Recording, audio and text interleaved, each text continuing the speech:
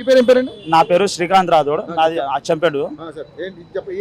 ఏంటి మరి ప్రభుత్వం దాదాపుగా 20,000 పోస్టులు ఉన్నా మీరు అంటున్నారు 20,000 పోస్టులు ముద్దు, 5,000 పోస్టులు వద్దు అంటున్నారు. ఏం చేద్దాం?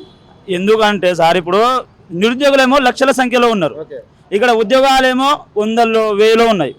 ఇప్పుడు వీళ్ళందరూ ఎందుకు వచ్చారు? పుట్టకాలను ఎందుకు వచ్చారు కదా, ఎవడో ఒకటి చేస్తే రాజకీయం అవుతుంది. ఇప్పుడు గ్రౌండ్ నుంచి ఎందుకు వచ్చినా మేము? మాకేమైనా పనిపాట లేకుండా వచ్చినామా? ఎస్ఐ ప్రిపేర్ అవుతున్నాం సార్ మేము కూడా. మాది కూడా జోగులాంబ గద్వాల కమిషనరేట్ వస్తుంది. దాంట్లో ఆ జోన్ లో 4 ఎస్ఐలు ఉన్నాయి. 4 సంవత్సరాల నుంచి అలా గవర్నమెంట్ కి గెలిపించుకొని చూస్తే 4 ఎస్ఐలు. అవి ఎవరు కావాలా? అది వేల సంఖ్యలో ఉంటే 4 పోస్టులు ఇస్తావా నువ్వు? ఎవరు కావాలి అవి? నువ్వు నీ దగ్గర రాజకీయం ఉందని వెళ్తున్నావు. నీ దగ్గర హక్కు అంటే మాకు పోరాడే హక్కు లేదా? ఈ పోలీసులకు ఇక్కడ రావడానికి అవసరమా? మేమైనా ఇక్కడ వెహికల్ ధ్వంసం చేస్తున్నామా? లేకపోతే ఎవరికైనా కొట్టి చంపుతున్నామా? లేకపోతే బస్సులకి ఏమైనా పలగొడుతున్నామా? ఈ పోలీసులకు ఇక్కడ ఇంతమందికి రావాల్సిన అవసరం ఏముంది? మా బాధ మేము చెప్పుకుంటున్నాం కదా.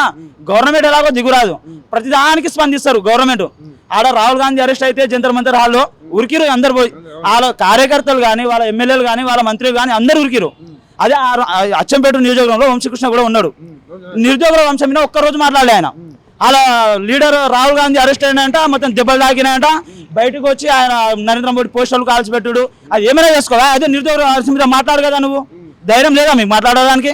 కార్యకర్తలను కానీ ఎవరైనా కానీ అదే ఆనాడు కేటీఆర్ వల్ల కూడా ఒక జనరేషన్ మొత్తం నాశనం అయిపోయింది. జియో నెంబర్ 46 వచ్చింది కేటీఆర్ గారు. ఇప్పుడు ఆయన కూడా ఏదో సభలు పెడుతుండు, అది పెడుతుండు, వెళ్ళిపోతుండు. అది ఎవరు కాదా? కూర్చో, నిరాహార దీక్ష కూర్చో, దమ్ముంటే కూర్చో. మీతో పాటు మేము కూర్చుంటాం, మీరు బరాబర్ కూర్చుంటాం. నువ్వు కూడా నాశనం చేస్తున్నావు, వీళ్ళు కూడా నాశనం చేస్తున్నారు. ఎవడు మళ్ళీ బాధ్యత దీనికి? ఏ గవర్నమెంట్ బాధ్యత తీసుకోదా దీనికి? మరి 19,000 పోస్టులు ఖాళీ ఉన్నప్పుడు డీజీపీ చెప్పినప్పుడు వీళ్ళకి ఏం నొప్పి? అంటే ఎలక్షన్ కోసం చూస్తురా? ఇప్పుడు 7,000 పోస్టులు ఎందుకు మరి? ఇప్పుడు గ్రౌండ్ చేసుకునేటోళ్ళు, స్టడీ అలా ఉన్నోళ్ళు, ఇప్పుడు ఎవడో ఒకటి రాలే కదా సార్. ఇక్కడ ఉన్నది నిరుద్యోగులు కదా. ఇప్పుడు వచ్చింది గ్రౌండ్ నుంచి వచ్చారు, ఇక్కడ అందరు ప్రత్యక్షంగా చూసారు, మీడియా కూడా. కానీ దీనికి ప్రభుత్వం చాలా ఇది బలైతే చూడండి. త్వరలో 10-15 వేల మందితో సెక్రటరీ అనేది పక్కా ముట్టడిస్తాం మేము. నిరుద్యోగుల చేసి నుంచి పక్కా 10-15 వేల మందితో పక్కా సెక్రటరీ అనేది ముట్టడిస్తాం మేము. ఇది బరాబర్ చెప్తున్నాం మేము. సో మరి 2 లక్షల ఉద్యోగాల విషయంలో ఇంతవరకు ప్రభుత్వం 70,000 లేకపోతే 60,000 లేకపోతే ఎంతో ఇచ్చింది. పూర్తి స్థాయిలో ఇవ్వట్లేదు. కాకపోతే ఇంకా ఉన్నది ఇంకా 2 సంవత్సరాల టైమే. ఎలాగా ఏం చేద్దాం? 60-70 కూడా ఎక్కడ ఇచ్చారు సార్? 2 లక్షలు. మీరు కూడా అట్లనే మాట్లాడారు. 2 లక్షల ఉద్యోగాలు వాళ్ళు చెప్తారు, మన దగ్గర ప్రూఫ్ లేదా? ఏడేసిన ఆయన 10,000 పోస్టులు కూడా వేయలే ఇప్పుడు వరకు. ఏడేసిన ఆయన కేసీఆర్ ఇచ్చిన కానిస్టేబుల్, ఈయన అపాయింట్మెంట్ లెటర్ ఇచ్చి పంపించే. గ్రూప్స్ కూడా అట్లా కంటిన్యూషన్ ప్రాసెస్ అంటే ఆయన దాంట్లో వచ్చేది కదా. అది ఆయన గవర్నమెంట్, వాళ్ళ గవర్నమెంట్ లేకుండా ఈవెంట్ కండక్ట్ చేసింది వాళ్ళే, ఎగ్జామ్ కండక్ట్ చేసింది వాళ్ళే. ఈ లోన్ అపాయింట్మెంట్ లెటర్ ఇస్తే అయిపోయానా? మరి ఏమైనా పత్రాలు వెళ్ళలేదా? ఏమైనా ఈయన పత్రాలు లీడరే కదా. ఈ గవర్నమెంట్ వచ్చే కనీసం 10,000 పోస్టులు కూడా రాలే. 10,000 పోస్టులు కూడా రాలే ఇప్పుడు వరకు. ఆ పోస్టులే వచ్చిండే 60-70 మీరు అన్నట్టు వచ్చిండే. మాకు ఈ రోజు వచ్చే అవసరమే లేదు మాకు.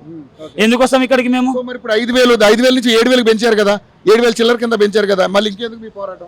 7,000 చిల్లర కింద అంటే ఇప్పుడు రంగారెడ్డి జోన్ కానీ, మల్కాజ్గిరి కానీ, వీళ్ళకి ఇప్పుడు వరకు నోటిఫికేషన్ కూడా రాలే.